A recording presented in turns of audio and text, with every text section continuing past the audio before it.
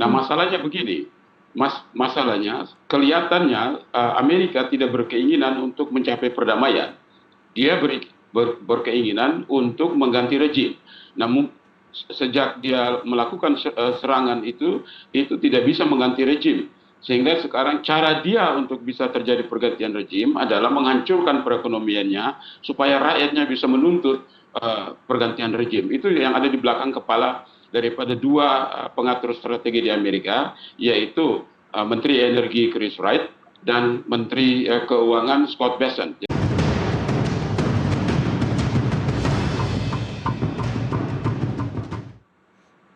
Pemirsa, konflik Amerika Serikat-Iran kini berpotensi bergeser dari perang militer ke tekanan ekonomi. Ancaman Iran melalui Selat Hormuz dan Bab el-Mandeb dapat mengguncang pasokan energi, pelayaran, serta harga minyak dunia. Apakah ini sekadar kartu negosiasi atau awal babak baru perang ekonomi? Kita akan bahas bersama Pitan Daslani, pakar politik luar negeri, dan Ridwan Habib, pakar intelijen dan terorisme. Pak Pitan, Mas Ridwan, terima kasih sudah bergabung di NTV Prime. Apa kabar? Ya, selamat sore Mbak Nastiti. Baik, terima kasih. Terima kasih. Saya ke Pak Pitan dulu ya. Pak Pitan, boleh dijelasin singkat dulu nggak Pak soal Bab el-Mandeb ini? Bagaimana dia sebagai selat yang sempit sebenarnya, tetapi dia penting dan menjadi salah satu jalur pelayaran dan energi paling penting bahkan di dunia selain Selat Hormuz saat ini. Jadi ada pergeseran penekanan dalam perang ini. Kita tidak bisa lihat hanya dari aspek militer, serangan berbalas serangan. Nah, sekarang sebetulnya Bab el-Mandeb itu adalah kartu as yang kedua yang bisa dimainkan oleh Iran apabila Hormuz tidak bisa membawa harapan lagi bagi dia. Nah, kita jangan lupa kalau Bab el-Mandeb itu ditutup, tentu akan menutup jalur transportasi laut dari Eropa ke Asia. Dan itu akan menyebabkan kerugian di banyak pihak negara-negara di Eropa. Tapi saya mau katakan begini, perang ini sekarang ketika Hormuz ditutup, sehingga jalur suplai minyak keluar itu tidak mungkin lagi dibuka, maka yang untung itu adalah Saudi Arabia, yang untung itu adalah Rusia, yang untung adalah Amerika. Karena sekarang dengan ditutupnya Hormuz itu Saudi Arabia menyalurkan lebih dari 7 juta barrel minyak per hari ke pelabuhan Yanbu di Laut Merah, sehingga ekspor Saudi Arabia tidak terganggu. Nah, tapi kita lihat satu hal begini, orang kunci sekarang yang bermain di belakang layar itu bukan yang tentang Operation Epic Fury, tapi Operation Economic Fury. Jadi di Amerika yang menentukan itu adalah Menteri Energi Chris Wright dan Menteri Keuangan Scott Bessent. Nah, apa yang mereka lakukan? Dengan ditutupnya Selat Hormuz, maka Amerika meningkatkan produksi minyak, sehingga saat ini dia memproduksi 13,93 juta barrel per hari. Kenapa itu terjadi? Karena 8 negara Asia meningkatkan permintaan minyaknya ke Amerika Serikat akibat ditutupnya Hormuz, yaitu India, Jepang, Korea Selatan, China, Taiwan, Thailand, Singapura, dan Indonesia. Nah, jadi dengan ditutupnya Selat Hormuz itu Amerika untung secara ekonomi, karena dengan penutupan Selat Hormuz itu, dengan meningkatnya permintaan dari 8 negara Asia itu, maka saat ini Amerika mengantongi lebih dari 50 miliar dolar pendapatan ekstranya itu, lebih dari 50 miliar dolar. Dengan produksi minyaknya saat ini adalah 13,93 juta barrel per hari. Rusia itu juga untung 15,5 miliar dolar karena meningkatkan produksinya jadi 10,2 juta barrel per hari. Jadi dengan semakin lama Selat Hormuz ditutup itu, maka Amerika akan semakin untung karena negara-negara lain terpaksa memesan minyak langsung dari dia, seperti yang saya sebutkan tadi. Nah, kebalikannya adalah tadinya Memorandum of Understanding yang sekarang berubah menjadi, saya katakan, Memorandum of Misunderstanding itu.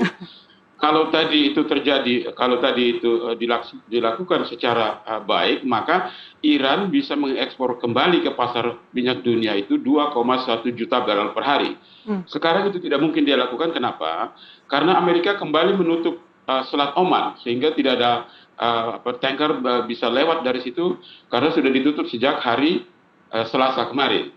Nah, ini menyebabkan apa yang terjadi adalah di medan tempur itu serangan balas-balasan terus terjadi.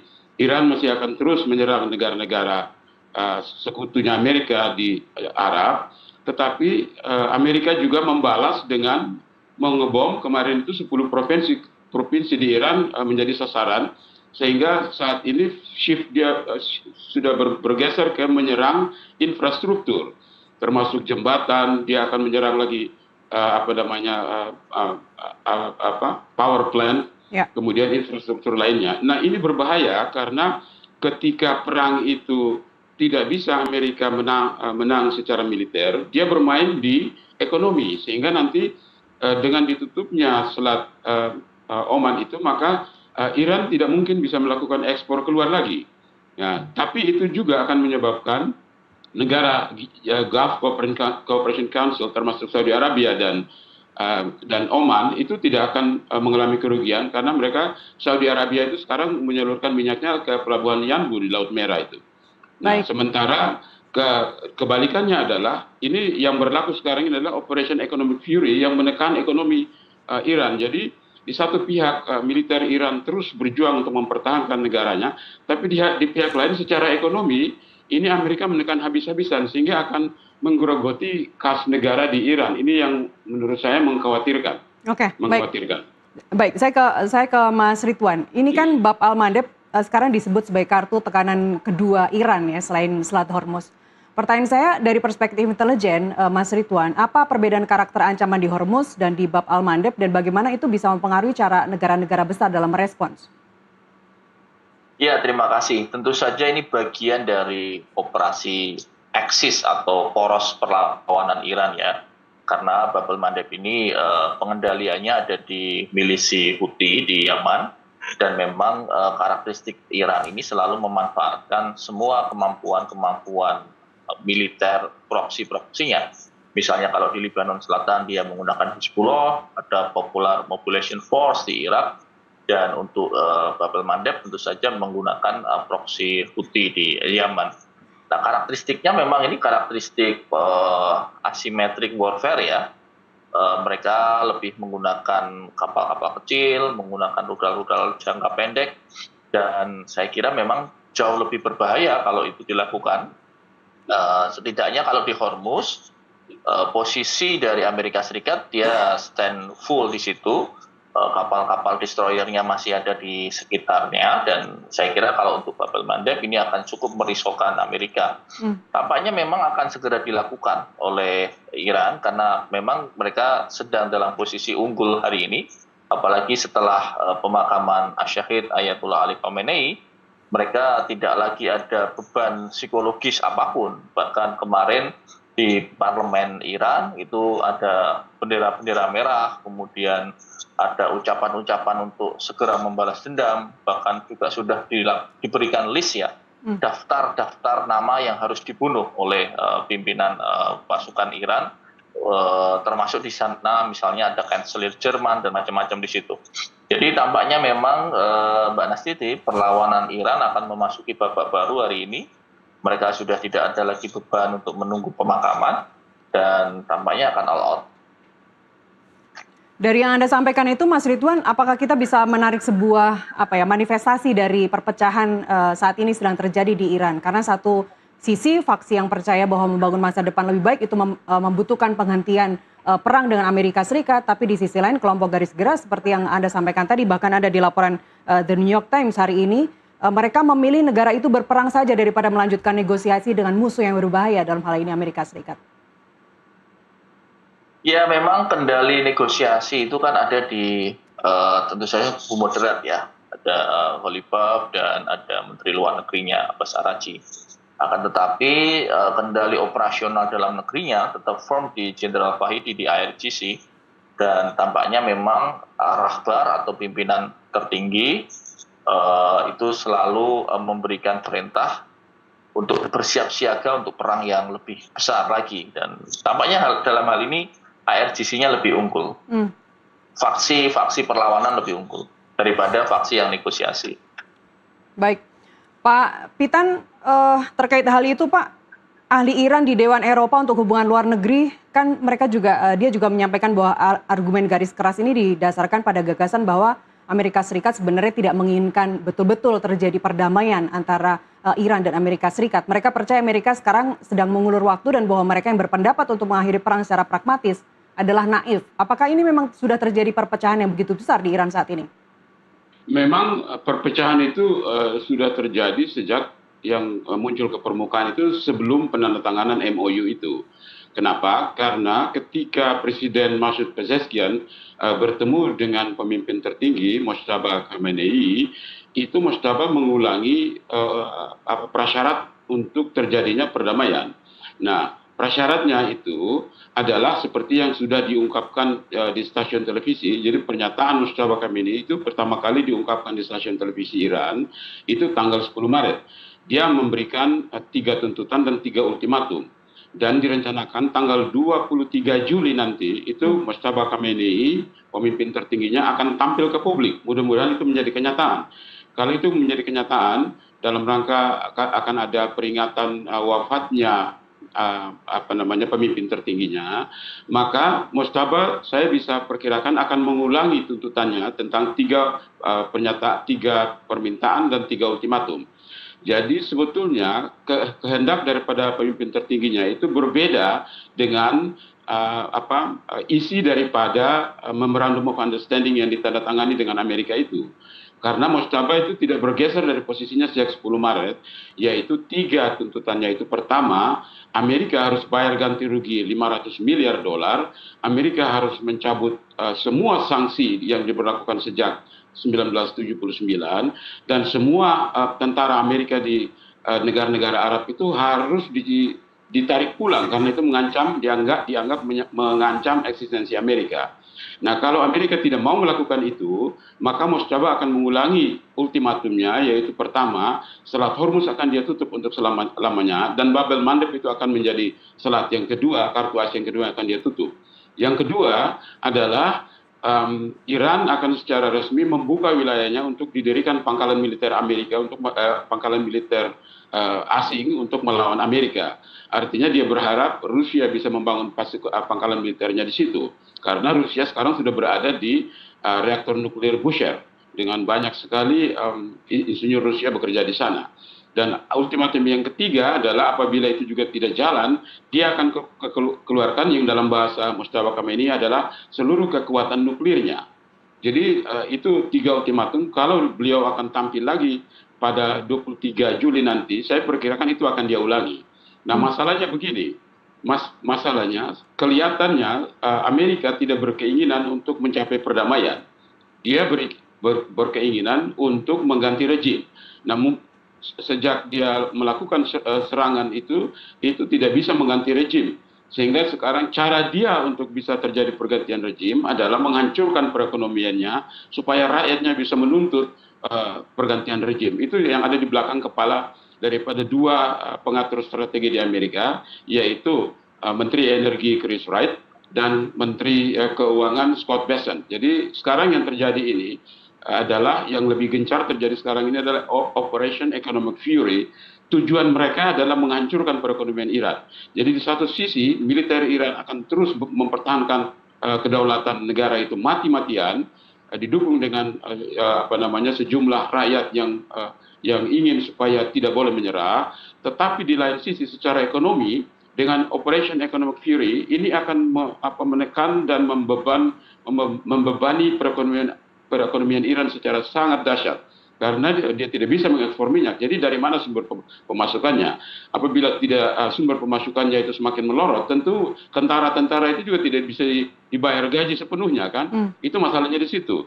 Jadi memang di Iran itu di samping terjadi tekanan yang begitu berat terhadap perekonomiannya juga, di sisi lain adalah kehendak daripada Mojtaba Khamenei itu tidak dijalankan sepenuhnya oleh Presiden Masoud Pezeshkian. Padahal waktu itu Presiden memberikan dirinya sebagai garansi bahwa tuntutan daripada Mojtaba Khamenei itu akan dijalankan. Ternyata di dalam MOU itu kan tidak seperti itu. MOU begitu lunak dan tidak punya tujuan yang jelas kan. Sehingga sebetulnya itu yang menyebabkan terjadi perpecahan.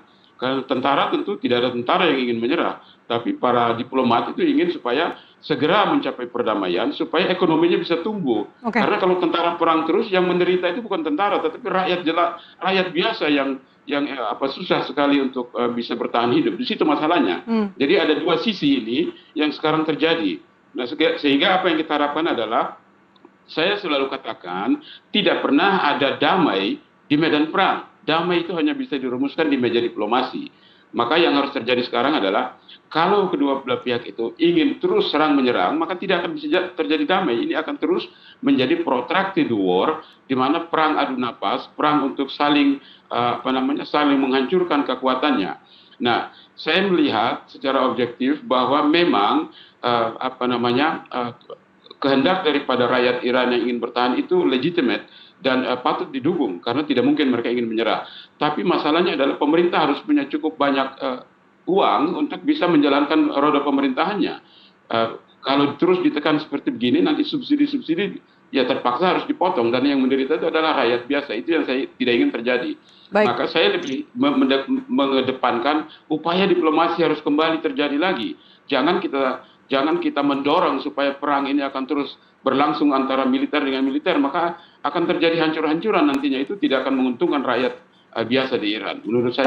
Tapi ketika perang itu justru yang diminta oleh kaum minoritas atau kelompok garis keras di Iran sendiri, Pak Pitan, apa lantas solusinya? Mereka pun ancamannya tidak main-main. Presiden Pezeshkian akan dibunuh, kemudian Menteri Luar Negeri Abbas Araghchi juga kemarin dilempari batu sampai tampak berdarah, dan pengawalannya juga sudah sangat menyusahkan begitu.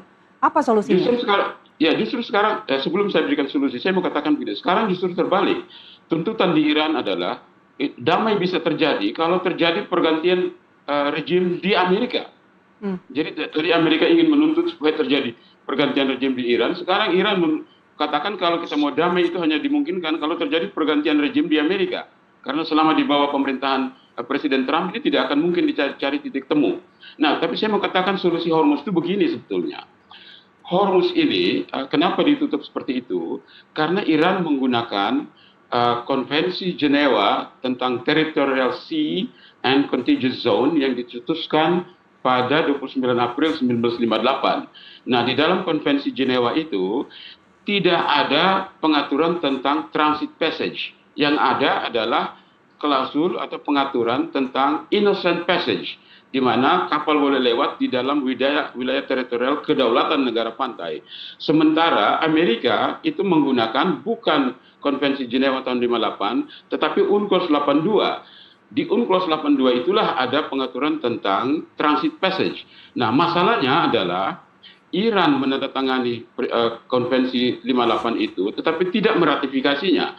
Amerika tidak menandatangani Konvensi UNCLOS 82, tapi dia menggunakan klausul UNCLOS 82 untuk menekan Iran. Jadi secara hukum internasional itu tidak klop.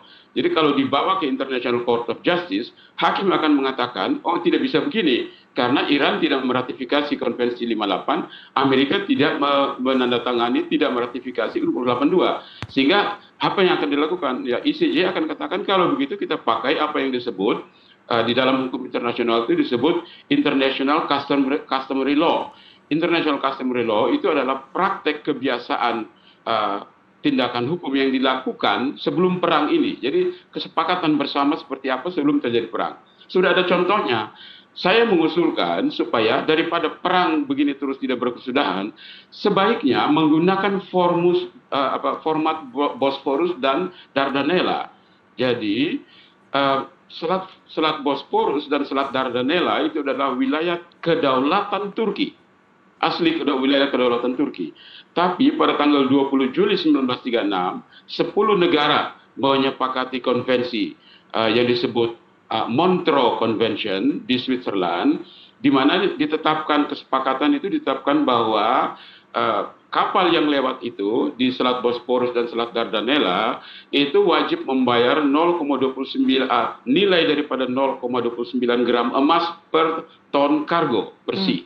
Nah, per 1 Juli kemarin, pemerintah Turki mengeluarkan peraturan baru bahwa kapal yang lewat di situ, 10 negara yang sudah menandatangani itu, kalau kapalnya lewat di situ, maka wajib membayar $6,70 per ton kargo bersih yang per kapal. Nah, itu ternyata tidak ada protes dan semuanya setuju. Jadi sebenarnya kalau Hormuz bisa menggunakan format Selat Dardanella dan Selat Bosporus sesuai Konvensi Montreux tahun 36, maka bisa dicapai kesepakatan sehingga negara-negara yang punya kapal lewat di situ bisa berunding untuk mengatakan, oke, kita pakai saja format Selat Bosporus dan Dardanella, tidak ada lagi urusan perang-perang, yang lewat bayar sekian, kompensasinya seperti apa diatur, itu urusan negosiasi, sebetulnya bisa, karena sudah ada contoh di Bosporus dan Dardanella.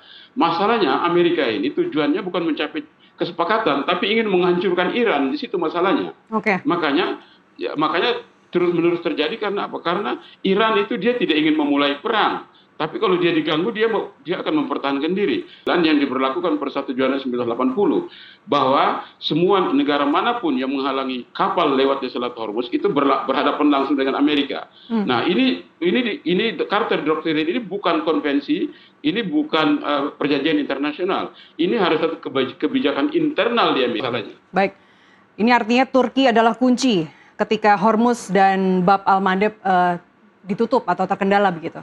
Mas Ridwan dan Pak Pitan, kita jeda terlebih dahulu. Pemirsa tetaplah bersama kami, kita kembali usai jeda azan maghrib berikut ini.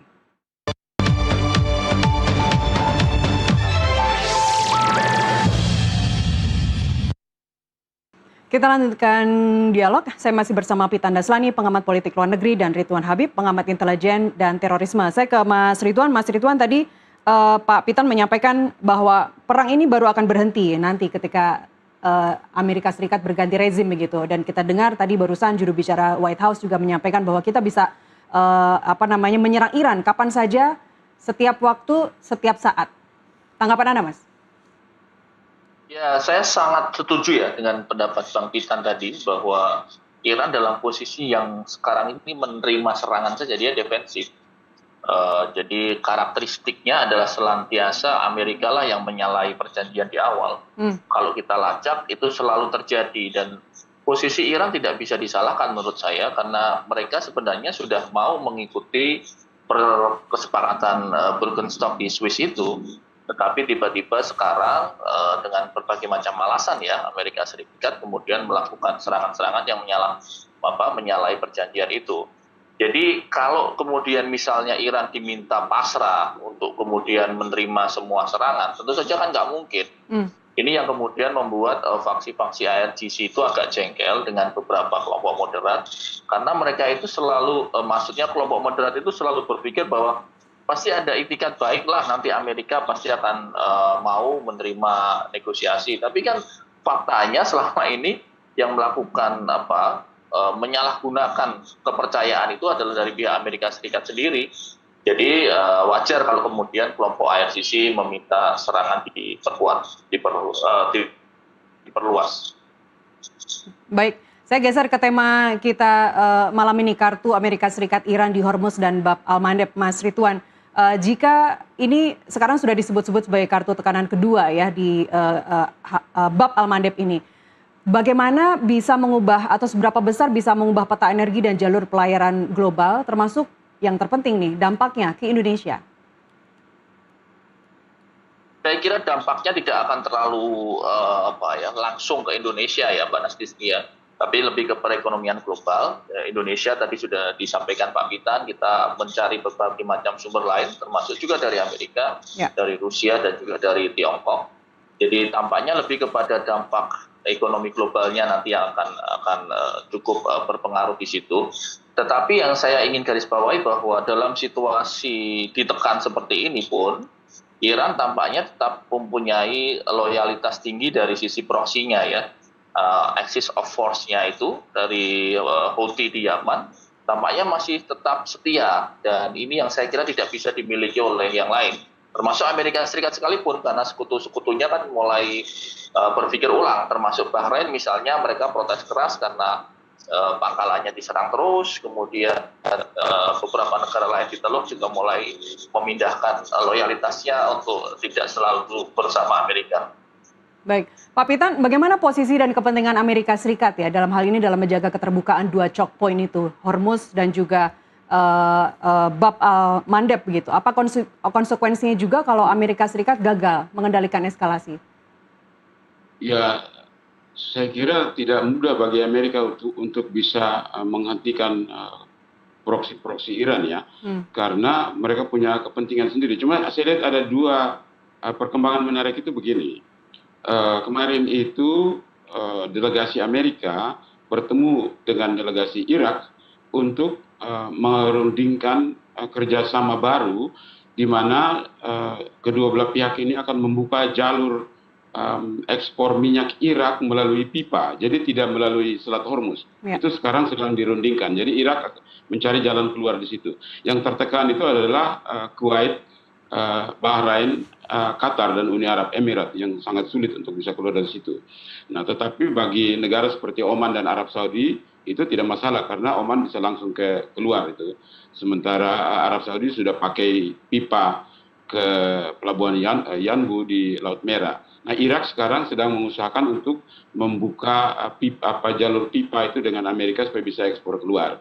Nah, apakah Hormuz ini masih tetap masih bisa diangkat atau tidak? Sekarang bagi negara-negara pengekspor minyak itu bukan satu-satunya harapan lagi. Mereka sekarang mencari alternatif baru seperti 8 negara Asia tadi yang saya katakan, di samping perundingan yang sekarang berlangsung antara Amerika dengan Irak supaya Irak juga bisa mengekspor keluar. Nah, bagi Indonesia sebetulnya opsi kita itu dengan terhentinya supply dari yang keluar dari Selat Hormuz, maka tentunya seperti yang sudah terjadi sejak 2025 akhir itu, kita sudah mengimpor minyak langsung dari Amerika, dan juga Presiden Prabowo sudah berulang-ulang ketemu dengan Presiden Putin untuk kita bisa membeli minyak langsung dari Rusia.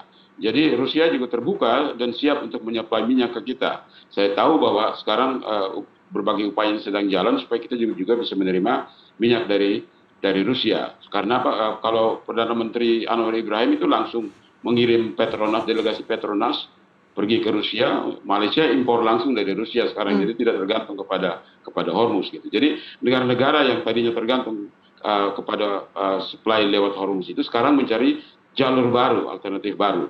Nah, bagi Indonesia itu kita di samping akan terus menerima dari Amerika dan juga kita akan terima dari Rusia, juga sudah disepakati antara Presiden Prabowo dan Presiden Putin itu untuk bisa memperluas kerjasama di bidang energi. Itu sebabnya sekarang Rusia itu menawarkan untuk membangun reaktor sipil, reaktor nuklir 250 megawatt di Kalimantan dan di Sumatera. Itu dalam rangka supaya melihat ke depan kita tidak tergantung kepada salah satu jalur supply saja. Dan ke depan ini perang Amerika dengan Iran ini masih akan terus berlangsung. Presiden Trump katakan perang ini akan berlangsung sampai saya katakan berhenti. Jadi ini ada banyak kepentingan politik di belakang. Tapi begini, kita harus lihat juga Kongres Amerika itu tidak setuju bahwa perang ini akan jalan terus. Itu sebabnya kemarin Partai Demokrat memblokir rencana pengajuan anggaran sebanyak 1,5 triliun dolar anggaran baru itu untuk pertahanan. Tetapi yang dibahas itu hanya 1,15 triliun, itu pun diblokir sama Senat Amerika. Karena senator Amerika katakan kita baru bisa menyetujui kalau Menteri Pertahanan berikan penjelasan apa sebabnya bisa terjadi tragedi Tomahawk menghantam sekolah di Iran sehingga itu di Minab itu, sehingga begitu banyak siswi Iran yang terbunuh. Ya. Ini kalau pemerintah Amerika tidak bisa memberikan penjelasan kenapa begitu banyak siswa Iran terbunuh di Minab itu, maka Senat akan terus menekan supaya jangan dikeluarkan. Bahkan sekarang pun itu anggaran Menteri Pertahanan itu sudah diblokir sama sekali oleh Senat Amerika. Kasih dulu penjelasan kenapa itu begitu banyak anak sekolah bisa dibunuh. Tadinya Amerika bahkan sampai sekarang Amerika menyangkal, tetapi berdasarkan berbagai laporan dan investigasi langsung oleh BBC, memang itu mereka terbunuh karena Amerika menyerang dengan rudal-rudal Tomahawk. Nah, ini masalah hak asasi manusia ini. Jadi ini harus dituntaskan dulu, kalau tidak Senat Amerika akan tetap menghalangi penggelontoran anggaran militer Amerika yang begitu besar itu. Jadi Amerika ini kita juga harus lihat bahwa ini apa yang dilakukan oleh Presiden Trump itu bukan merupakan nomor satu tidak merupakan persetujuan daripada Kongres Amerika, nomor dua perang ini Presiden Trump tidak tahu, tidak punya strategi yang jelas, dan nomor tiga adalah dia memulai perang, tapi dia tidak tahu bagaimana mengakhirinya. Sementara jangan lupa, akibat perang ini dan kenaikan harga minyak dan inflasi yang terjadi di Amerika, maka rakyat Amerika itu setiap hari harus membayar biaya BBM ekstra itu $360 juta per hari. Itu sangat besar biayanya. Jadi mereka harus keluarkan biaya sebegitu besar akibat apa? Akibat naiknya harga minyak. Kenapa? Karena perang ini Amerika memulainya dan menyengsarakan rakyatnya sendiri sekarang. Jadi itu rakyat Amerika ini, saya perkirakan di pemilu setelah 3 November nanti, rakyat Amerika akan menentukan sikap. Dan bisa-bisa mereka tidak akan percaya lagi kepada Partai Republik. Kalau sampai Partai Demokrat menang di pemilu setelah, itu bukan tidak mungkin Presiden Trump bisa diimpeach, karena ada sudah 9 gugatan yang masuk. Tapi kalau kita lihat sejarah, sebenarnya konflik antara Amerika Serikat dan Iran ini kan tidak terjadi ketika Presiden Trump saja, Pak Pitan. Dari presiden sebelumnya, bahkan kalau kita tarik di tahun 1950-an, itu konflik terus-terusan terjadi. Oh ya, betul. Betul. Memang ini kalau kita mau lihat itu, yang terjadi sesungguhnya itu apa? Kenapa Perdana Menteri Muhammad Mossadegh itu digulingkan? Karena CIA masuk waktu itu. CIA beroperasi itu pada tanggal 15 sampai 19 Agustus 1953 yang menyebabkan tergulingnya Perdana Menteri Mossadegh dan kembalinya Shah Iran kan untuk berkuasa di situ. Kenapa itu terjadi? Karena parlemen Iran waktu itu mengeluarkan keputusan untuk melakukan nasionalisasi perusahaan-perusahaan asing, sehingga perusahaan minyak Amerika dan Inggris itu terkena nasionalisasi. Itu yang menyebabkan Amerika marah, dan saat itulah maka terjadi CIA masuk untuk menggulingkan Perdana Menteri Mossadegh nih. Nah, setelah itu terjadi baru si Shah Iran lari ke Irak, kemudian terus ke Eropa, kemudian dia kembali lagi pada akhir Agustus tahun 1953 untuk memerintah. Nah, jadi sementara Amerika itu perlu pemerintah di Iran yang bisa menjamin kelangsungan perusahaan-perusahaannya. Tapi karena Iran ingin melakukan nasionalisasi pada saat itu, maka terjadi penggulingan pemerintahan. Nah, jadi sejak itu memang perang. Nah, itulah yang menyebabkan kenapa revolusi Iran itu terjadi. Karena melihat bahwa Iran melihat dia tidak mau berada di bawah tekanan negara asing, kan begitu. Sumber daya dia punya, kenapa harus dikelola oleh asing? Itu Iran tidak mau seperti itu. Dan inilah yang kemudian menjadikan kelompok garis keras Iran sudah semakin, kalau tadi Mas Ridwan bilang semakin gemes gitu ya sama Amerika Serikat, karena mereka mengakui, mereka menyadari bahwa tidak akan ada terjadi perdamaian dengan Amerika Serikat, murni perdamaian. Betul. Karena sudah di terakhir pernyataan kemarin itu dari pejabat Kemenlu Iran itu mengatakan bahwa Iran baru mau damai kalau terjadi pergantian rejim di Amerika Serikat. Jadi kalau pemimpin lain yang muncul, kita bisa bernegosiasi. Kenapa? Karena zaman Presiden Obama itu sudah melakukan berbagai upaya. Dia memberikan 2010 sampai 2013 itu dia mengirim 2 surat kepada pemimpin tertinggi Ali Khamenei waktu itu untuk memberikan indikasi kemauan untuk memperbaiki hubungan.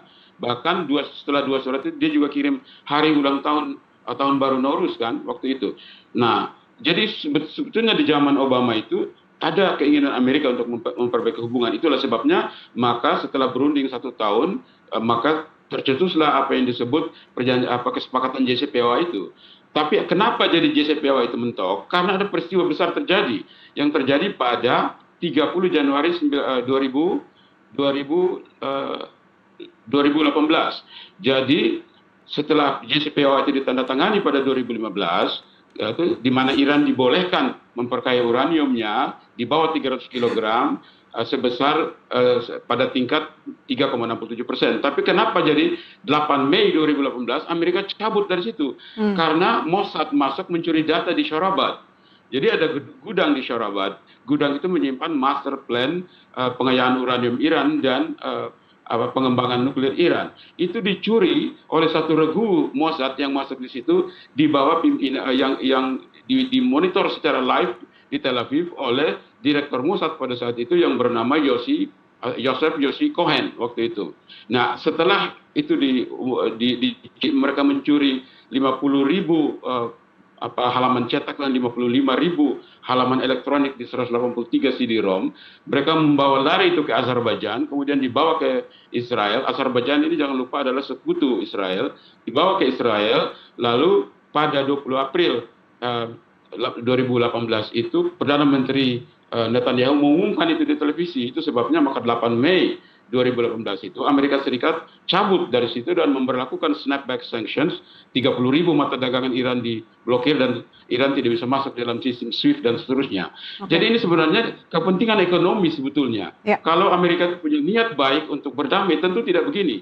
Masalahnya tujuan Amerika itu bukan mau mencari perundingan perdamaian, tapi dia ingin menghancurkan Iran sama seperti yang dia lakukan di Venezuela. Dia ingin mengontrol sumber daya alamnya. Di situ masalahnya. Dan Iran sudah tahu, Iran sudah sangat sadar diri bahwa Amerika Serikat tidak akan bisa berdamai dengan mereka. Juru bicara IRGC juga berulang kali bilang bahwa Amerika Serikat tidak akan boleh campur tangan di Selat Hormuz. Saya ingin tarik ini kembali ke energi, Pak Pitan. Presiden kan kemarin baru meresmikan ya proyek abadi Masela LNG, kemudian juga membuka keran impor 150 juta barel minyak Rusia. Anda melihat ini lebih merupakan strategi jangka panjang ketahanan energi untuk Indonesia, atau sebenarnya ini merupakan respons taktis terhadap gejolak harga dan resiko pasokan saat ini, mengingat kita di depan ada kekhawatiran krisis energi? Sebenarnya itu satu kebijakan yang menurut saya sangat terlambat, tapi lebih baik terlambat daripada tidak sama sekali. Seharusnya kita melihat apa yang dilakukan Cina. Cina itu sudah jauh-jauh hari melakukan stockpile sehingga dia tidak terganggu. Sekarang dia hanya perlu mengimpor 600.000 barel per hari dari Amerika Serikat, cukup semua kebutuhannya. Kita ini baru sekarang setelah air sudah sampai di leher, baru kita panggil guru les renang untuk mengajari kita bagaimana caranya berenang. Jangan begitu ke depannya. Jadi menurut saya ini bagus, kita sudah ada, akhirnya kita sadar bahwa kita perlu melakukan persiapan jangka panjang. Supaya stok energi kita itu jangan hanya 21 hari. Kalau bisa kita punya stok energi itu 3 bulan, 6 bulan ke depan. Di samping itu, jangan bergantung kepada energi fosil. Kita harus lebih sekarang itu bergeser menjadi green economy, di mana kita kembangkan lebih banyak lagi sumber-sumber daya non fosil. Jadi seperti nuklir, seperti geotermal, tenaga angin, tenaga air dan seterusnya. Itu seharusnya sudah kita lakukan. Kita coba lihat di Brazil misalnya. Brazil itu 2013 aja 86% daripada bahan bakarnya yang dipakai oleh kendaraan-kendaraan itu berasal dari etanol. Bukan berasal dari bensin lagi, kan begitu. Jadi kita harus secepat mungkin melakukan diversifikasi sumber energi ini, supaya ke depan apabila terjadi perang yang semakin mencekam, memblokir jalur supply minyak masuk ke kita tidak kebingungan. Jadi ini menurut saya ini satu langkah yang bagus, harus diteruskan, bahkan harus diperluas. Bukan saja kita berbicara tentang impor minyak dari Rusia, tetapi kita perlu kembangkan juga sekarang ini karena Rosatom sudah bolak-balik ke Jakarta berunding dengan berbagai pejabat kita. Jadi kita perlu melakukan diversifikasi energi karena Rusia itu sekarang siap membangun reaktor nuklir floating terapung yang bisa supply ke berbagai pulau di Indonesia. Dan itu sudah ada pembicaraan antara kedua presiden. Jadi menurut saya kita perlu mengaktifkan ini supaya jangan seterusnya kita tergantung kepada sumber daya fosil saja gitu. Dengan kombinasi abadi Masela, kemudian juga impor minyak Rusia, kemudian ada juga skema Indonesia Blend yang mencampur berbagai sumber crude yang disebutkan oleh Presiden kemarin. Seberapa besar Pak Pitan peluang masyarakat Indonesia terhindar dari lonjakan tajam harga BBM dan biaya hidup ke depan? Ya, kalau kita bicara tentang dampak langsung itu tidak ya, karena kita jauh sekali. Kita itu dampaknya itu hanya pada kekurangan energi saja nanti ketika perang itu terjadi. Tapi jangan lupa begini, ini perang ini bisnis besar soalnya. Jadi ketika Presiden Trump itu menghantam kembali mengebom Iran, itu yang terjadi kan saham-saham di Wall Street pada rontok semua. Ketika saham rontok, berbagai pihak yang berkepentingan borong rame-rame saham kan. Kemudian dia katakan sekarang kita sudah damai, tidak lagi berperang gitu. Nah, saham kembali naik lagi gitu. Nah, ketika saham rontok kan harga minyak naik.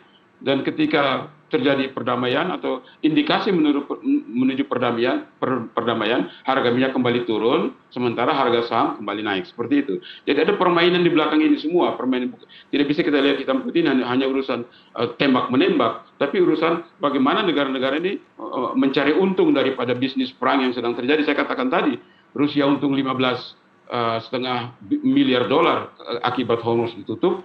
Dia meningkatkan produksi minyaknya sekarang jadi 10,2 juta dolar per hari. Amerika sebelum perang ini kan produksi minyak Amerika itu cuma 10 juta dolar, sekarang 10 juta barrel per hari. Sekarang dia naikkan jadi 13,93 juta barrel per hari. Jadi semakin Hormuz ditutup semakin lama, semakin banyak negara pesan dari jalur-jalur alternatif, maka negara seperti Amerika dan Rusia akan untung karena meraup keuntungan, karena negara-negara yang membutuhkan minyak itu kan tidak bisa ngambil dari Hormuz lagi, dari negara-negara GCC lagi gitu. Jadi ada kepentingan bisnis di belakang. Makanya tadi saya katakan orang kunci sekarang dalam perang ini, dalam Operation Economic Fury adalah Menteri Energi Chris Wright dan Menteri Keuangan Scott Bessent. Mereka yang mengatur ini sekarang ini, bukan hanya urusan tentara lawan tentara. Ini ada perang ekonomi di belakangnya. Dan yang penting Indonesia dalam hal ini tidak kehilangan akal, tidak kekurangan akal, tetap bisa memanfaatkan choke point strategis dalam hal ini. Pak Pitan Daslani, pengamat politik luar negeri, terima kasih telah berbagi pendapat di NTV Prime, dan sebelumnya ada Ridwan Habib, pengamat intelijen dan terorisme. Pemirsa, serangkaian serangan dan aksi balasan antara Amerika Serikat dan Iran menunjukkan bahwa konflik ini telah memasuki fase yang semakin berbahaya. Pertanyaannya kini, apakah kedua pihak masih memiliki ruang untuk menahan diri dan kembali ke meja diplomasi, atau dunia harus bersiap menghadapi babak baru konflik yang lebih luas? NTV Prime masih akan kembali dengan informasi lainnya, tetaplah bersama kami.